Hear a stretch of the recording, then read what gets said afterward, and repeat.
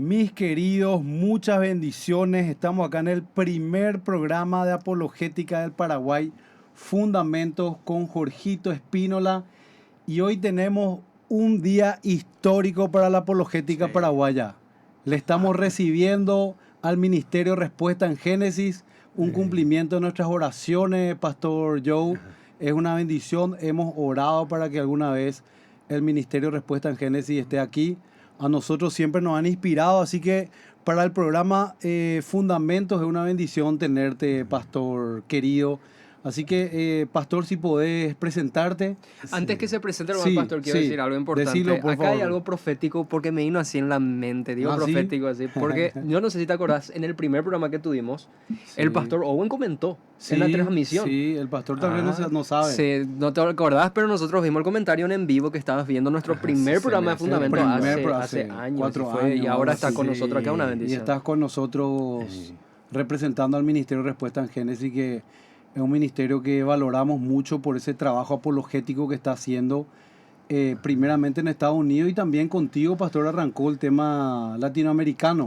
Que me acuerdo que no sé si fue el 2013 o 2016, que fuimos a tener un contacto allá con ustedes y estaba incipientemente comenzando en Latinoamérica el Ministerio de Respuesta en Génesis, Pastor. Sí. Contanos un poquito, Pastor. Saludar a la audiencia. Sí, saludos a todos que escuchan y los que vean. La verdad es un privilegio para nosotros también estar aquí. Para mí, a lo personal, estar aquí en Paraguay, la primera vez en Paraguay. Y mi nombre es Joe Owen. Perdonen por el nombre tan anglo, pero mi esposa es mexicana y tenemos 25 años casados, así que sí, tengo un acento medio gringo, medio mexicano, pero es un placer estar aquí. Sí, en mediados de 2013 arrancamos el Ministerio Latinoamericano de Respuestas de Génesis y ahora estoy encargado de todo el Ministerio Internacional, así que Europa, Asia, etcétera, también. Pero más enfoque en Latinoamérica. Qué tremendo, Pastor. Sí. ¿Y cómo surge el Ministerio Respuesta en Génesis, Pastor querido, con el tema? Disculpa si no, de repente hablamos muy rápido porque no estaba acostumbrado al acento paraguayo seguramente.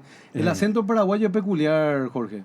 No vas a encontrar los argentinos, sabemos cómo son, los chilenos, de hecho, colombianos. No solamente con el español, Sixto también cuando viene no entiende nuestro acento. Increíble. Es único. Después yo mezclamos el guaraní con el español, porque el guaraní también es el idioma nativo, es un idioma oficial. Así que de repente decimos algunas palabras extrañas, Pastor. Pero ¿cómo surge el Ministerio Respuesta en Génesis? Porque su nombre es muy peculiar, Génesis. Claro, sí. Me imagino que tiene que ver, o sea, nosotros ya sabemos, pero para que le cuente a la gente, tiene que ver con el primer libro de la Biblia, seguro, Pastor, ¿verdad? Un biólogo australiano, Ken Ham, hace muchísimos años ya, creo 30, 35 años. Él, como profesor creo en la prepa, no sé cómo lo llaman aquí, la preparatoria. Sí. Secundaria se le dice. Secundaria. Él, siendo cristiano, notaba que muchos de sus estudiantes tenían muchas dudas y creían que nuevos hallazgos en la ciencia habían descalificado la fe cristiana o la Biblia. Y él siempre contendía eso y decía, como biólogo veo que no es cierto, y tenía una carga ministerial, y entonces llevó a toda su familia a los Estados Unidos, porque un ministerio internacional es un buen como hincapié al mundo internacional desde los Estados Unidos. Y así, yendo de iglesia en iglesia, enseñando, escribiendo libritos, imprimiendo desde su garaje. Sí, garaje.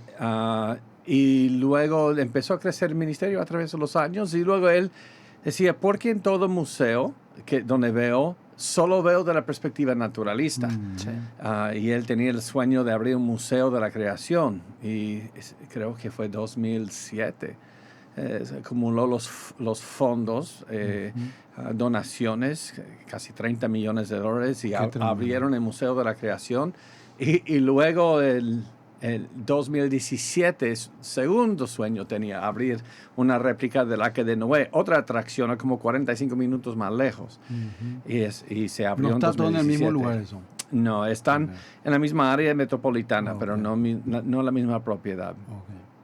Qué tremendo. Te iba a preguntar, pastor, ¿por qué Génesis en particular? Sí. ¿Cuál es el énfasis con el libro de Génesis? ¿Por qué no Juan, por ejemplo? Sí, muchos de los ataques del materialismo, el naturalismo, se enfocan en orígenes, ¿no? En orígenes. Y muchos dicen, mira, mientras no toquen a Juan 3:16, pero toda doctrina cristiana, toda, de manera directa o indirecta, encuentra su fundamento histórico en los primeros 11 capítulos de Génesis. Dios como creador, nosotros como creación de Dios, que somos hecho a imagen de Dios, es antropología, la doctrina de la labor, la doctrina del matrimonio, porque hay sufrimiento, el pecado, si Dios es bueno, eso está en Génesis 3, la primera promesa más explícita del Evangelio es Génesis 3:15. El protoevangelio. Entonces en Efesios 5 aprendemos que no es la primera es cuando Dios los hizo hombre y mujer, ya reflejando el pacto heterorelacional entre Cristo y la iglesia, y diseñó Dios el matrimonio para apuntar a eso, ese pacto. Entonces toda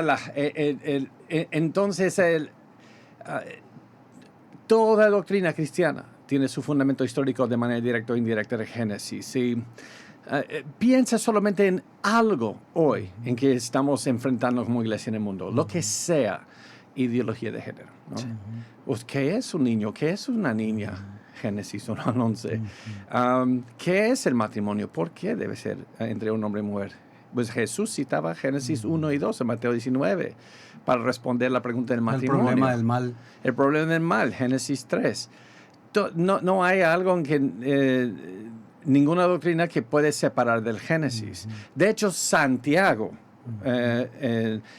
creo que Santiago, sí, cuando está hablando de la lengua del hombre, que puede hacer tanto daño, dice que la naturaleza de las bestias, Dios hizo cada uno según su naturaleza, y el hombre, sino de otra naturaleza.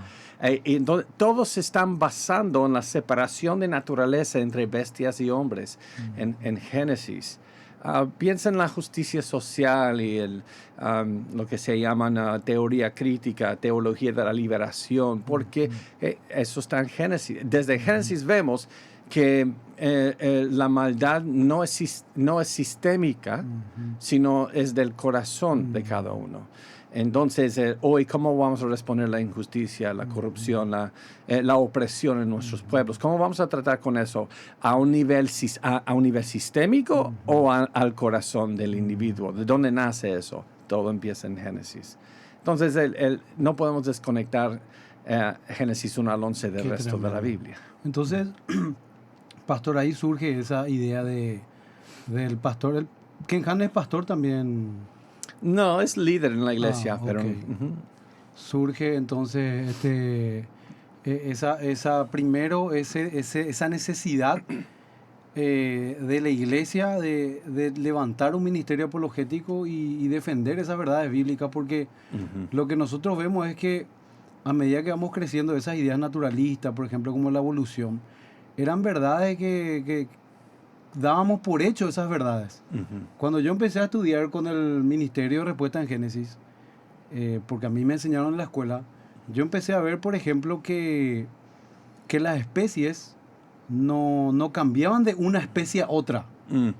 Entonces, de eso, por ejemplo, no se habla. O sea, era un pez o una bacteria que muta, pero siempre era bacteria. Claro. Microevolución. Entonces ahí uno se da cuenta cómo ellos ideológicamente te empezaban a meter esas ideas como verdades absolutas. Y se generaba después ya como paradigmas en toda la sociedad. No, que la evolución. Hasta que yo empecé a leer eso con el Ministerio de Respuesta en Génesis y dije, no, mira, esto no es así. Y empecé a defender esas verdades bíblicas. Entonces, realmente de muchísima bendición, pastor. ¿Y cómo fue evolucionando el ministerio, pastor? Porque hablando de la evolución. No habrá sido fácil con el tema de los paradigmas seculares, toda la ideología que está encima de todo esto. Claro, pasa que fue eso? esta postura se enfrenta a un consenso científico y da la impresión de que el ministerio está en contra de la ciencia y obviamente son mitos que fueron Sí. destruyéndose. Al principio, los primeros años, muchos decían, no hay ningún científico verdadero que cree eso y Sí. sabemos en la lógica eso es una falacia. Solo apelar a autoridad, así. Claro. Y a la medida que Dios ha bendecido el ministerio, hemos trabajado cada vez más con científicos a nivel mundial que dicen, no, lo que dicen es cierto. Raymond Damadian, tuve conferencias con él en Nueva York hace como 5 años. Es el inventor del escáner de resonancia magnética, que se usó y él, defensor de la creación bíblica, dice, la teoría de la evolución es un chiste. Tenemos ahora en el ministerio unos con un hermano, Nathaniel Jensen, tiene un doctorado de Harvard de biología celular desarrollo, que hace muchos estudios en la genética, trazando el cromosomos Y del varón en todo el mundo, mostrando, puedes rastrear las migraciones con solo la genética, ya no necesitamos libros de historia tanto, puedes verlo allí. Georgia Purdom, genetista molecular, todos muy conocidos en su campo. Y en Latinoamérica viajó mucho con un astronauta. Y de hecho, él es el que está varado en la estación espacial ahora. Vi que una vez levantaste en Facebook sí. que él mostró una foto de cómo era la Tierra esférica, ¿verdad? Sí, no es plana, perdón. A menos que él es parte de la conspiración. Sí. Es reptiliano en ese sentido. Sí, con varios, de hecho, trabajamos con 2 astronautas y me gustaría tenerlo aquí en Paraguay cuando regresa. Wow. Elon Musk tuvo que mandar un Dragon por él porque el Boeing Starliner tuvo muchos problemas. Tuvo problemas. Y él fue el comandante de su primer vuelo de esa nave. Qué tremendo. Pero varios, uno que es supervisor de acreditación para Cambridge en Inglaterra y que diseña para naves espaciales, Stuart Burgess, él es expositor con nuestro ministerio. Varios así, cada vez más estamos viendo. Hay varios expertos en sus campos que dicen, no han tenido la plataforma. Claro. Y dicen, sí, le voy a mostrar la ciencia, te muestro esto. Dice, es una ideología. Si primero supones el materialismo, pues hoy estamos, no sé si es el número 13 o 12 de teorías desde Darwin. En 2016, en la Sociedad Real de Londres, que empezó Isaac Newton, 2016 tuvo en su reunión, su cumbre, en la cual 2/3 de todos los biólogos que presentaron, que ponencias allí, dijeron que la teoría más actual de la evolución no daba para más y hay que empezar de ceros otra vez. Entonces las teorías siguen cambiando, pero lo que no cambia es el fundamento en cuanto a su cosmovisión, que es el materialismo, naturalismo.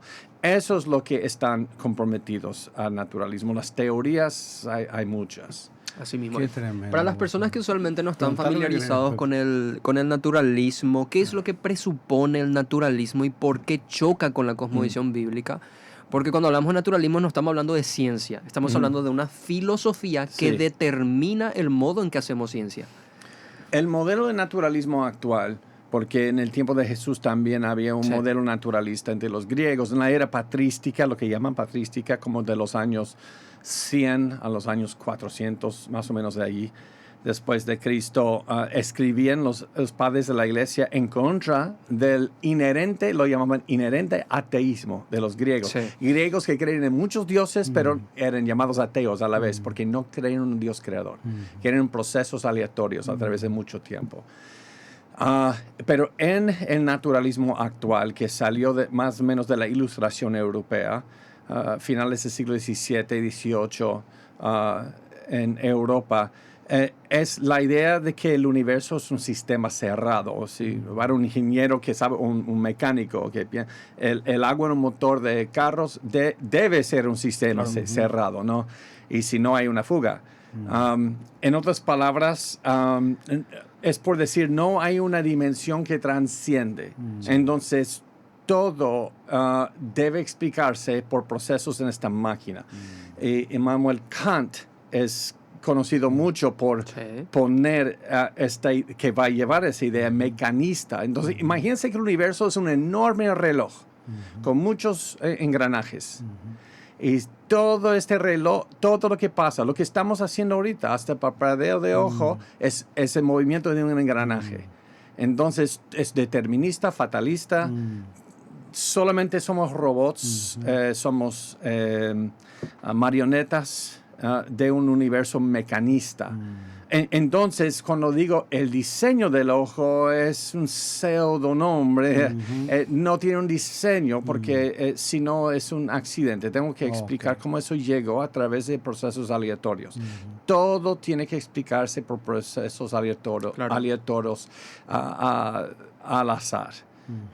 Y eso es como una parte del naturalismo. El relojero ciego de Darwin Sí, sería sí. básicamente la expresión. Y fíjate que es importante lo que estás diciendo, Pastor, porque al establecer una cosmovisión naturalista, estamos negando muchos postulados necesarios, como por ejemplo, no tenemos una mente, tenemos solo un cerebro. No existe el libre albedrío. Y la moralidad que percibimos en realidad es una ilusión de nuestras reacciones químicas. Sí. Entonces, en ese sentido, imagínate vivir en un mundo así, en Sí. donde vivamos a consecuencia de ese naturalismo. El bien y el mal no existe, y obviamente a la hora de hacer ciencia, Dios no forma parte de nuestra Sí. ecuación. En Y ese eso sentido. fue un problema que tuvo Immanuel Kant. ¿Cómo explico eso? Claro. Claro. Entonces, el otro lado, su sistema produjo después el romanticismo Sí. a través de Rousseau y otros, pero también eso fue de Immanuel Kant. Y se llama el dualismo kantiano, lo llaman. Y él nunca pudo conciliar solucionó. las dos, no lo pudo solucionar. Y por eso hoy uno produjo la ilustración europea y la otra es lo que hoy llamamos postmodernismo, relativismo, que es otro nombre para llamar romanticismo. Y no se pueden conciliar. Por eso mañana en la conferencia, cuando sea, esta conferencia que hemos tenido este fin de semana en Paraguay, hablo de la muerte de conocimiento Wow. y la muerte de la belleza. La metafísica y la estética, la Sí. epistemología y la estética. Sí, Qué lindo. sí. Porque no se puede resolver hasta la fecha de hoy ese dualismo y solamente una cosmovisión bíblica los puede conciliar. Sí, lo único Y es por eso que hoy no tenemos belleza, tenemos sensualidad. sensualidad. Wow. Sí, porque como Nabucodonosor, que él dijo a mi gloria, entonces no hay ninguna dimensión trascendental a que apunta la creación, sino refleja mi propio corazón. Y como Nabucodonosor, la cultura se vuelve animalesca. Y por eso nuestra versión de belleza estética empieza a reflejar la supervivencia del más apto y el gen egoísta. como diría. Esto nos lleva, Pastor, Qué a un tremendo. postmodernismo, y quiero aprovechar para recomendar un Aprovecha. libro del Pastor Owen, porque justamente tiene que ver con esto. Si no hay un conocimiento y si no hay un absoluto, entonces todo es relativo. En ese sentido, no tenemos un estándar que pueda regir nuestra vida absoluta. Y en ese tenor, el Pastor Owen escribe un libro que se llama Autonomía Sexual en un Mundo Postmoderno, que es una respuesta teológica, pastoral y apologética a la revolución sexual que vivimos en nuestros días. Cuestiones como el aborto, la ideología de género, la cosmovisión LGBT, espero que no nos censuren en YouTube, entre otras cosas, viene como resultado de sacar a Dios y de sacar de los absolutos de nuestra cosmovisión. Y él lo explica muy bien en este libro, que creo que lo vamos a tener en reflexión. Sí, vamos Pastor. a tenerlo. En Vamos a reflexión estar- de van a estar músicas y vendiendo libros. Es un acá librazo, los es un chicos. librazo porque de repente cuando analizamos estos asuntos vemos la periferia, la punta del iceberg, y no Totalmente. vemos la cosmovisión filosófica que hay detrás, porque como decía Arthur Sproul, las ideas tienen consecuencias. consecuencias, ¿no? Nosotros no somos dueños de nuestras ideas. La gente allá afuera que hoy día sale con una bandera LGBT a reclamar derechos y a promover un estilo de vida sexual no es dueña de sus ideas. La heredó en función a una cosmovisión que es cultural. Y lo que hace la palabra de Dios es depurarte de eso y traer una cosmovisión bíblica que nos hace verdaderamente libres. Sí, Así que, ¿qué tremendo. puede decir, por ejemplo, de las bases de este libro? Porque creo que tiene que ver con la muerte del conocimiento, la muerte de los absolutos, está mencionando Pastor, con la revolución sexual. ¿De qué hablas particularmente en este libro? Sí, el libro es bastante introductorio. Sí. Si Dios quiere, estamos a unos meses a que salga una segunda edición del libro con 200 páginas más. Pero tiene que ver primero primero, no quiero asumir que todo cristiano entiende que es la teología de la hombría y la feminidad en matrimonio. Sí. Sino solamente el debate entre la iglesia es pragmática, que es mejor para la sociedad. Claro. Y eso no es nuestra Sí. autoridad, porque muchas veces la fe cristiana no es pragmática, como dijo el apóstol Pablo en 1 Corintios 15. Sí. Entonces, primera parte es teológica. ¿Qué es un ser humano? ¿Qué es la teología de la hombría y la feminidad en matrimonio? Y luego, ¿cómo el pecado afecta a la persona íntegra o holística?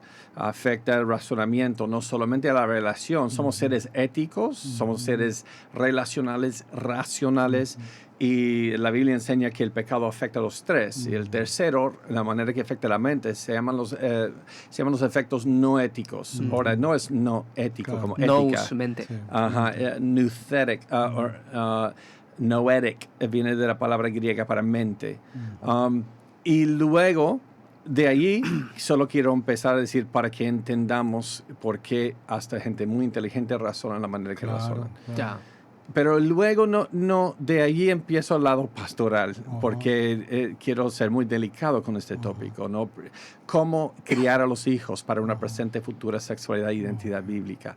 Y luego cómo aconsejar, no terapia de conversión, sino cómo discipular a alguien que lucha en estas áreas. Y si quieren después les digo cuál es la diferencia entre los dos. Sí. Terapia de conversión y Sí. discipulado, consejería bíblica. Luego la tercera parte del libro es pura apologética, ¿no? ¿Cuáles son las premisas de estos movimientos? ¿Cómo se desarrollaron estos pensamientos? Como dice, muchos que están en la comunidad no están al tanto de lo que está pasando, solamente... sí son marionetas, sí son títeres que usan ideólogos para promover nueva legislación, etc. Claro, exactamente. De acuerdo a sus intereses. Sí, y luego la parte final del libro es el movimiento cristiano gay que está creciendo, especialmente en Sudamérica, especialmente en Argentina, lamentablemente, y usan argumentos bíblicos para promover. Tienen una hermenéutica. Sí, entonces voy punto por punto sus principales argumentos, según yo, desarmando sus argumentos. Qué tremendo. Pastor. Qué tremendo. Qué bendición. Sí. Pastor, y seguramente en el seminario también van a estar hablando de varias cosas, pero cosas que me impresionaron en Génesis, por ejemplo, de respuesta en Génesis, este libro, Una sola raza, una sola sangre, ¿verdad? Porque vemos en el Nuevo Testamento que Pablo dice que Dios creó el linaje de los hombres con una sola sangre. De una sola sangre hizo el linaje de todos los hombres. Porque ahí nosotros podemos ver, no, pero el Génesis de una manera. O sea que venimos de un hombre, venimos de una pareja. Otra vez vemos a los autores, incluso Jesús, y aquí Pablo en Hechos 17, usando a Génesis 1 al 11 como historia narrativa. Así mismo. Entonces, porque de repente desde el siglo XVIII, por primera vez, estamos empezando a querer cambiar el género literario de Génesis. Pero sí, hemos pasado por un tiempo terrible en el pasado de racismo. Creció en órdenes de magnitud con las teorías de la evolución, porque dio una justificación empírica, supuestamente, para creer que hay razas más elevadas. Más elevadas. Sí, porque si se trata de la supervivencia de la raza más apta, Claro. ¿no? Entonces, como dijo, ¿cuál es mi estándar universal o objetivo para decir que un grupo no muy desarrollado en tribus, porque una nación y una tribu, una nación más desarrollada suele tener más, entre tribus, ¿por qué no puedo ir a África y llevar una tribu no desarrollada y sujetarlo aquí en esclavitud? ¿Por qué no? ¿Y cuál es el argumento? Entonces muchos usaban esos argumentos, incluso cristianos, Sí. para el 1800, racismo, y como la Biblia siempre ha enseñado, pero apenas la genética, 2000, el año 2000, se reporta del proyecto Genoma Humano, estudiaron el genoma humano desde por como más de 20 años, ese proyecto, y descubrieron que hay una sola raza humana. No, los humanos, no como los animales, no hay distintas razas entre nosotros. Y luego da argumentos en la genética y de otros argumentos para mostrar por qué hay diferencias fenotípicas entre nosotros. No genotípicas. Sí, no, pero lo fenotípico es lo más obvio, pero no somos tan diferentes, solamente que somos tan parecidos que una pequeña diferencia resalta al ojo. Claro. Al ojo.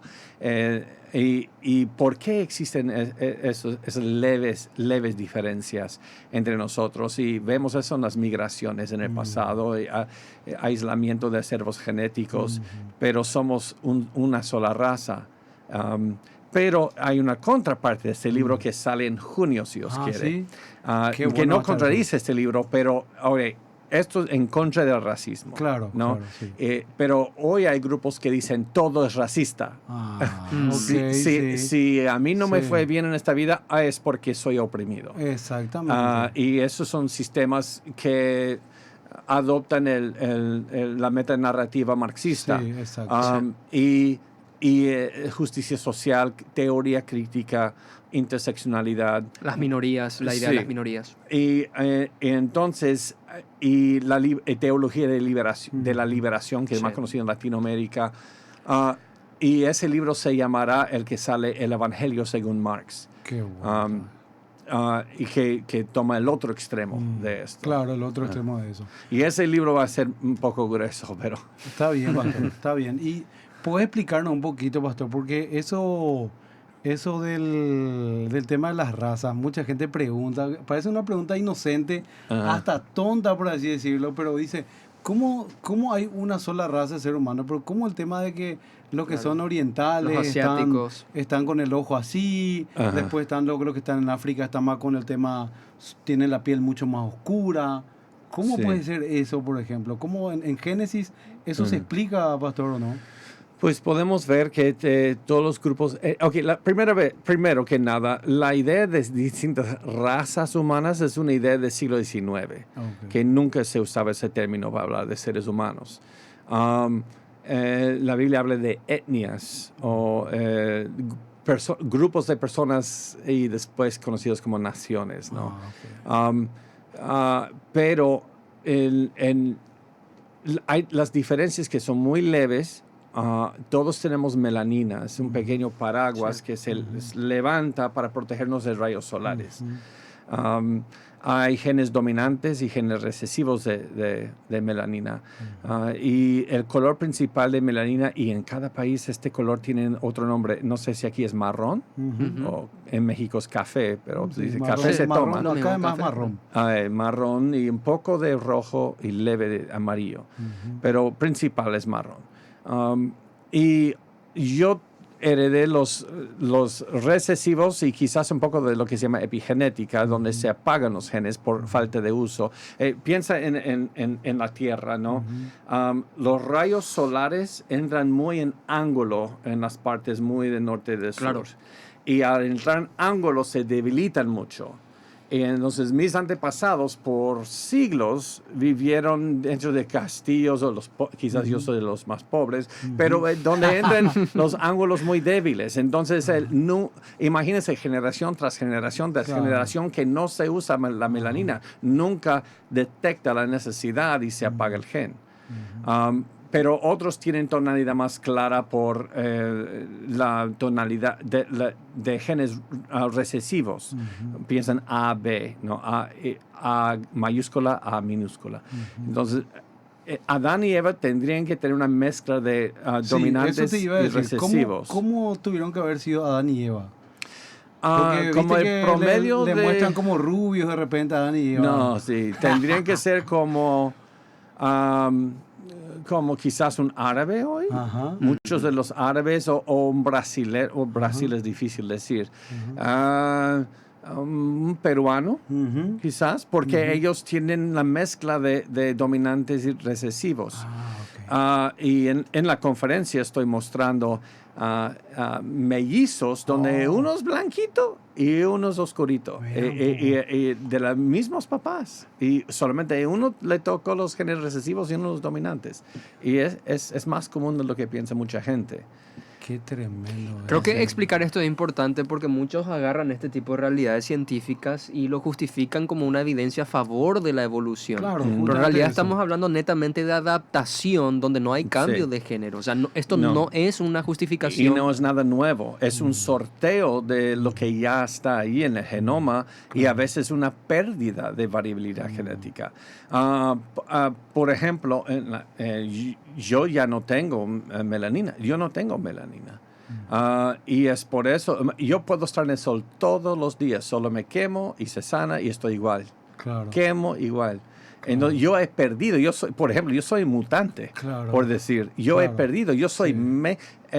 usted es un poco más como Adán y Eva que yo soy más lejos. Oh, Entonces, si fuésemos, el racismo debe ser al revés, Claro. en contra Claro. de lo que llaman el blanco. Sí. Pero y también a los ojos, como usted no tiene ojos Sí. de color, yo Sí. tampoco. Ok. Tenemos ojos con melanina, el mismo Claro. color que todos. Es el Solamente- resultado de la refracción de la Sí, luz. la capa es tan delgada que se refleja la luz de otra manera. Ahora es la única parte delgada de mí, ¿no? y también los ojos, Pero acá te prometemos, pastor, que va a comer carne con ensalada, la mejor Sí, carne del sí, valle. mejor está carne muy del bien. mundo. Sería excelente. Y luego me preocupo por la gordura. Todos tenemos una capa de grasa Ok. en los ojos. Y, Ok. algunos tienen más que otros solamente. Pero fíjate, a un nivel en la genética, entre las diferencias entre seres humanos, entre esa pequeña en la genética, en ese número, el 0.012% tiene que ver con esas diferencias que estamos hablando. Somos casi idénticos los seres humanos. Sí. Pero como somos tan idénticos, Claro, no- una leve diferencia fenotípica Sobresaltamos. se sobresalta. Claro, sí. sobresalta. Así mismo. tremendo. Te quiero preguntar, pastor, Sí, volviéndonos hermano. más al tema del Génesis otra vez y lo determinante que es que un cristiano pueda enfatizar la importancia del Génesis. Hay un teólogo latinoamericano que se llama Rigoberto Galvez y él estaba identificando una especie de neomarcionismo en la iglesia porque se está volviendo cada vez más común que el creyente promedio o el predicador promedio no predique acerca del Antiguo Testamento, así como Marción, ya sabemos lo que hizo, desechó Marción. el Antiguo Testamento, y medio que le perdemos la utilidad, sobre todo al libro del Génesis. ¿Qué podés predicar, por ejemplo, del Génesis? ¿Qué tan determinante es? ¿Qué recomendarías, pastor, en cuestiones hermenéuticas para no separarnos del Génesis, enfatizar Génesis y así podamos resistir los ataques precisamente al libro del Génesis por parte del secularismo? Sí, esas ideas del Antiguo y Nuevo Testamento son títulos que hemos puesto mucho después. Para la iglesia del Nuevo Testamento, para la iglesia del segundo siglo, son las Escrituras. Y es un solo testamento realmente de Cristo, del plan de Dios y para la gloria de su Hijo, en la redención de un pueblo particular. Y notan que la iglesia del primer siglo no tenía ni siquiera las cartas del Nuevo Testamento, la mayoría de las iglesias. Predicaban a Cristo Con el desde los Antiguo. pergaminos. Pablo, cuando llegó a Atenas, fue a la sinagoga primero y está entrando a la sinagoga, abriendo pergaminos y predicando a Cristo. Y note esto, ¿no? ¿Para qué vino Cristo al mundo? ¿No? Porque no estoy hablando en teoría. Ok. Estamos viendo eso pasar por todos lados. ¿Por qué ahora comparan a Jesús con Che Guevara? ¿Por qué? Porque lo han desconectado del fundamento. Claro. El Dios quien nos creó, su plan de redención, que es el problema con el hombre. Entonces, ellos ven una parte en los evangelios que mira como Jesús, los fariseos, como Jesús tenía un corazón para los que están en sufrimiento. Sí. Y lo desconectan a este evento de todo el fundamento histórico y luego interpretan lo que está haciendo Jesús de otra manera. En un vacío. En un ese momento. vacío. Y Entonces, noten Génesis, nosotros podemos ver, hay una tensión escatológica o del plan que tiene Dios para toda la creación y la redención, um, escatológica desde la creación. Todo está apuntando a nuevos cielos y nueva tierra. Sí. ¿Por qué puso un árbol de la vida? ¿Qué es eso? Pues el huerto del Edén es el primer templo de Dios. Sí. Y todo el tabernáculo, el templo, todos están tienen mucho del huerto de Edén apuntando a Cristo. Sí, habla del paraíso en el Nuevo Testamento, por así habla del paraíso también. Sí, ¿de dónde salió el río? Al oriente.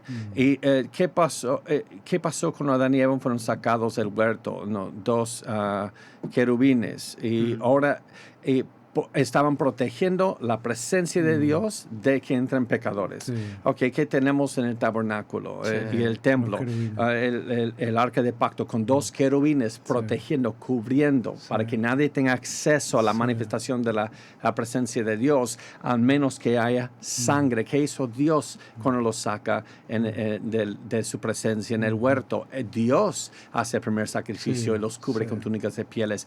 Es por eso que tenemos el candelabro, porque eso está representando el árbol de la vida.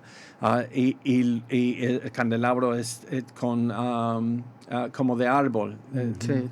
Almendras, hojas de almendras carvadas ahí. Y luego vas a Apocalipsis y está usando todo eso a lo que apuntaba y los une en uno, mostrando a Cristo lo que espera. Es como una obra de teatro. El Dios soberano pone todo que está apuntando a lo que viene. Es su gran plan. Todo empieza desde ahí. El Dios soberano de ahí. Y sin eso, entonces tengo que interpretar a Dios en nuestra necesidad humana. Individualismo humanista.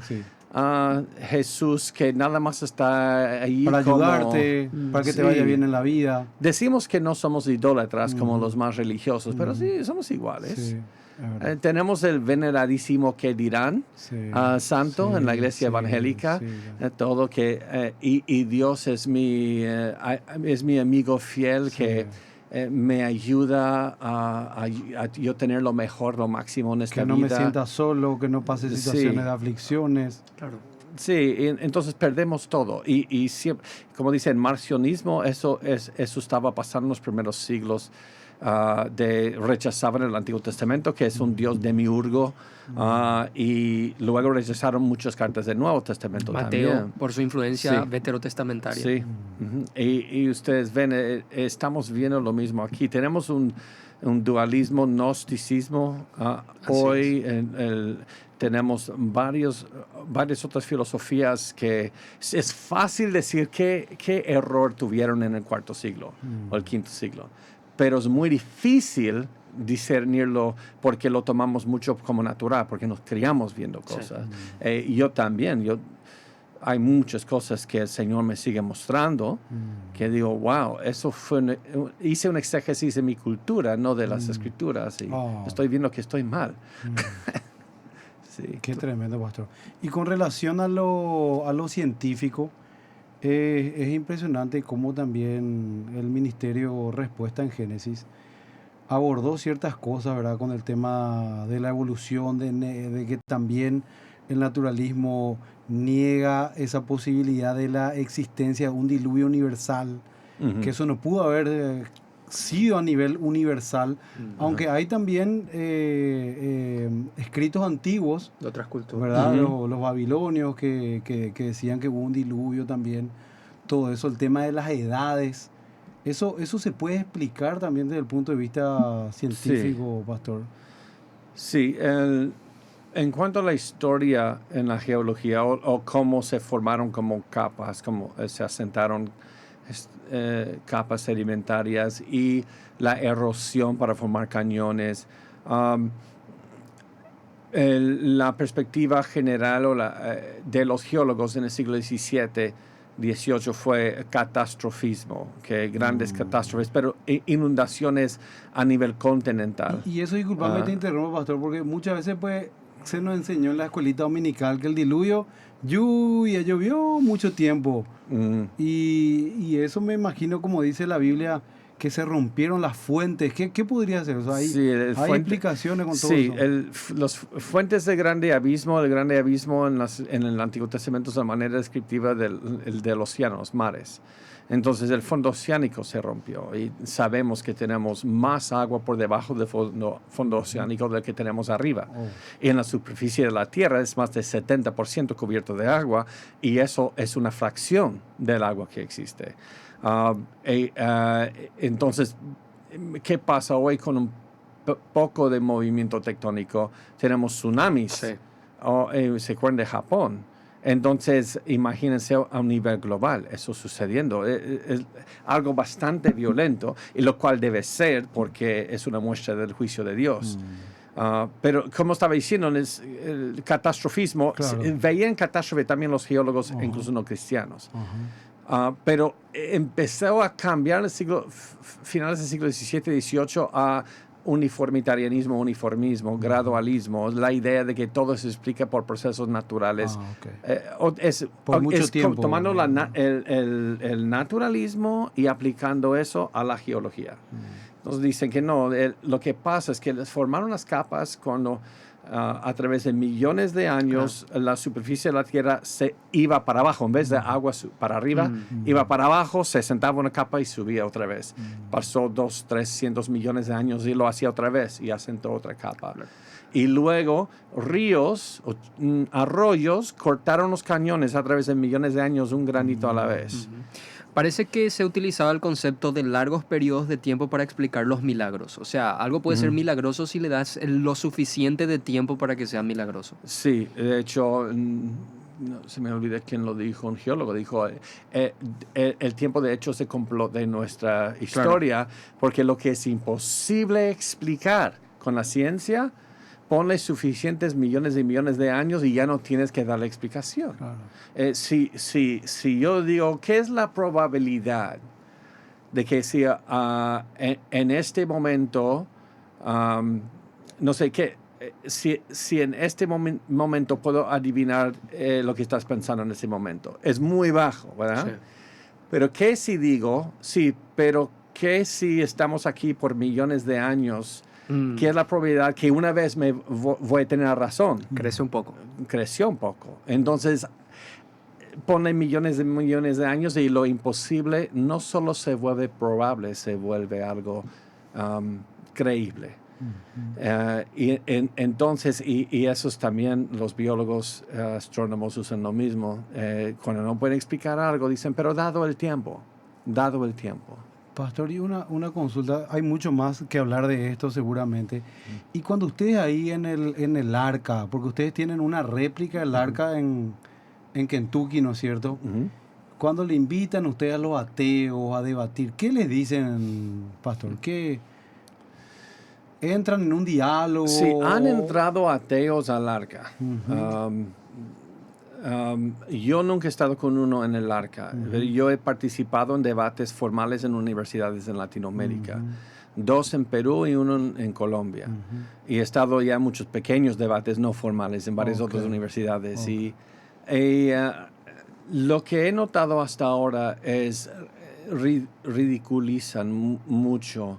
Debe haber unos que están bien preparados. No me ha tocado todavía un profesor muy preparado. Porque no he visto que muchos lo tomen en serio. Y también ellos ven, quiero tener cuidado de lo que no voy a decir. Muchos de ellos, su interacción con la fe cristiana es gente muy gritona, anti-intelectual. Y entonces ellos dicen, viene un cristiano a la universidad a debatirme. Y no se preparan. Me imagino que es por eso. Y quiero tener cuidado con lo que estoy diciendo. Claro, no estoy diciendo que todo profesor ateo no se prepara, pero me tocó uno en Perú con 3 doctorados en ciencia y no se preparó. No se preparó al respecto. No. Y me imagino que ven algunos grupos antiintelectuales, que es un estado muy, muy lamentable de nuestro tiempo. Una fe cristiana que se ha tomado el romanticismo y ha dicho todo lo que tiene que ver con el intelecto, Claro. el razonamiento, está mal, es del diablo, y solo se basan en emociones. Claro, y sí, sí, sentimental. puedo hasta empatizar con el profesor ateo en Claro, eso que es sí. problemático. Sí. Totalmente. Pastor, y entonces hay maneras científicas entonces de demostrar, y son muy razonables, el tema de la catástrofe del Génesis, ¿verdad? El tema de los fósiles, Sí. el Pues, tema de las edades también de los... ¿Por qué vivían más, menos? Porque vivían prácticamente 900 años, decía que vivían. Sí. Adán 930 años. sí, cuando se habla, sí hay... Ok, puedo hablar de varias aquí, si lo puedo decir, pero desde antes, demostrar o probar, no hay manera de demostrar o probar algo en el Claro. pasado, porque toda evidencia se requiere de interpretación y tu Claro. punto de partida va a afectar la manera que lo interpretas. Eso es muy importante. Y cuando digo demostrar, ¿qué? Demostrar empíricamente, filosóficamente. Ok, con eso dicho, por ejemplo, en las capas de las rocas, en la geología, hay fósiles polistratos, fósiles de árboles que atraviesan hasta 3 capas. Ahora, vamos a pensar en eso. Entonces, hay un árbol, hay un tronco de árbol, y luego se entierra una parte y se queda 200 millones de años y esta parte expuesta a oxígeno. Y luego otra vez se entierra parte del árbol, se queda otra vez 300 millones de años, esta parte del árbol todavía expuesto al oxígeno y luego se cubre. Eso es imposible. Claro. Claro, Eso porque es el imposible. oxígeno Tuvo que haber tendría sido en pudrir, ¿no? simultáneo. Sí, no se pudrió Claro. en casi 1 millón, en casi 1.000 millón años se quedó este árbol. También hay dunas, hay dunas que se ven en los estratos y fueron pensados ser de viento, como dunas en un desierto, pero no llevan el ángulo de 30 que tienen dunas de viento, tienen el ángulo de agua. Entonces vemos que... entonces las dunas se formaron rápidamente en los estratos por agua, no por viento. Entonces, y el 95% de todos los fósiles son marinos. Y uno dice, sí, es porque el agua cubre el 70% del planeta. No, Claro. no se encuentran fósiles en el fondo oceánico. En el fondo oceánico. Porque ¿Y cómo todo lo es que eso muere que no se allí encuentra? flota y descompone. Claro, descompone. Solamente Llega sobre oxi- los tiene continentes Claro. hay fósiles y el 95% son marinos. Pues, háblame de un lugar más lejos del mar que quieras y si empiezo a escarbar voy a encontrar conchas del mar.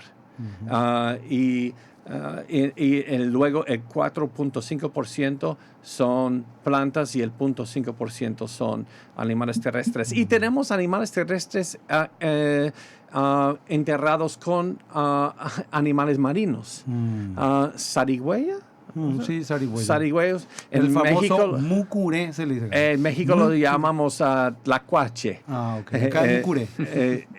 Enterrados Famoso con mucuré. peces.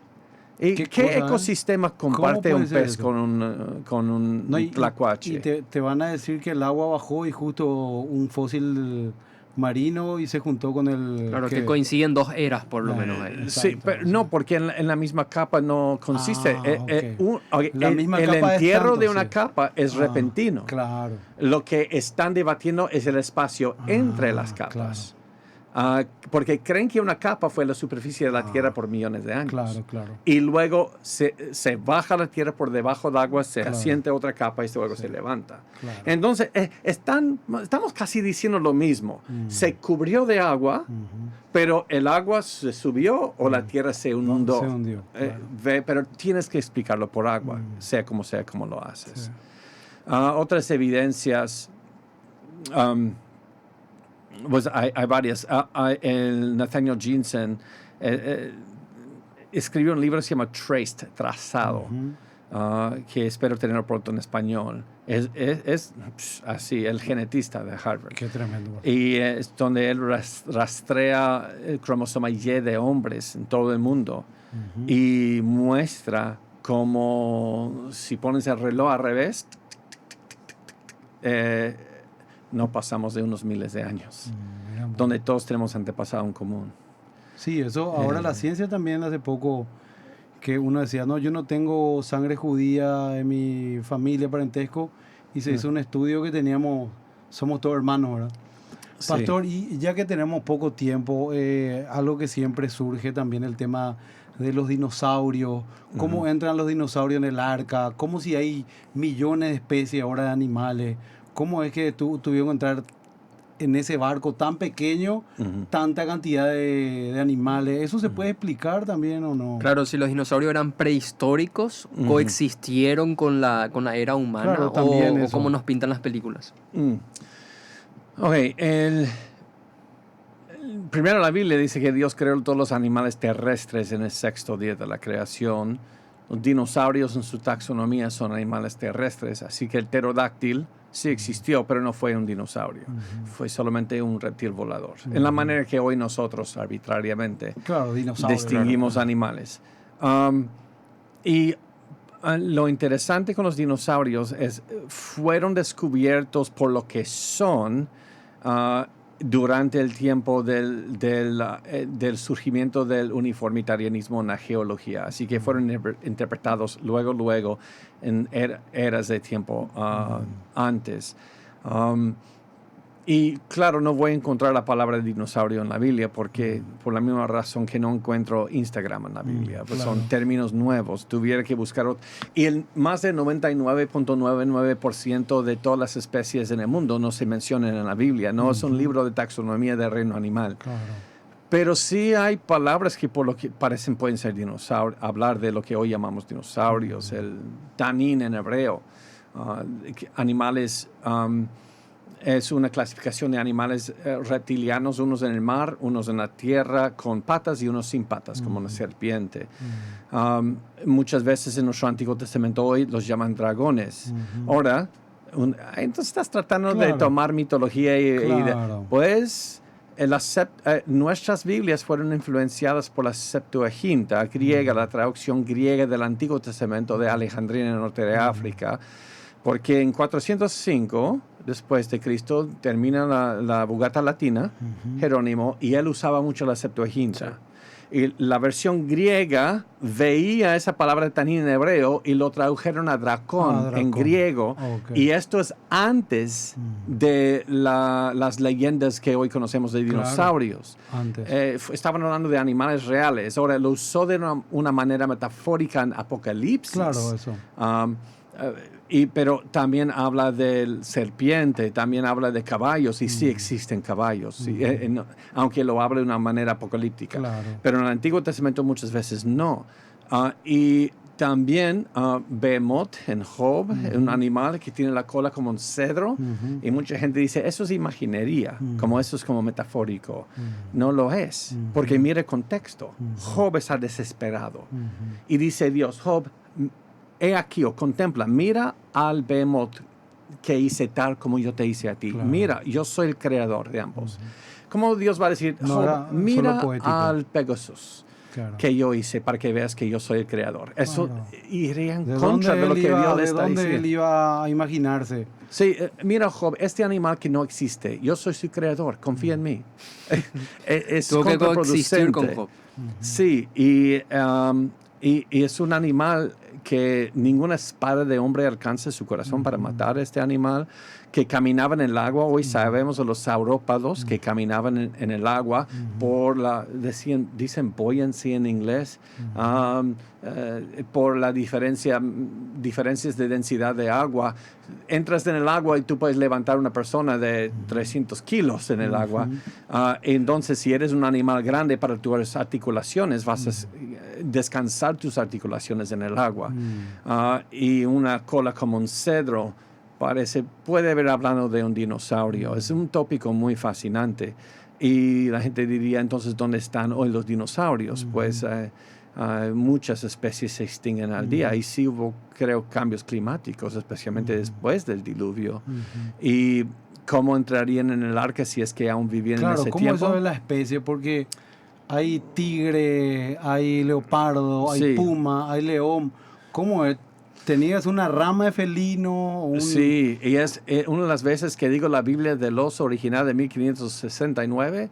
Algunas veces creo que es una traducción más precisa que la Reina Valera de 1960, porque en ediciones posteriores tomó de la Vulgata Latina nuevamente para ayudar con la traducción.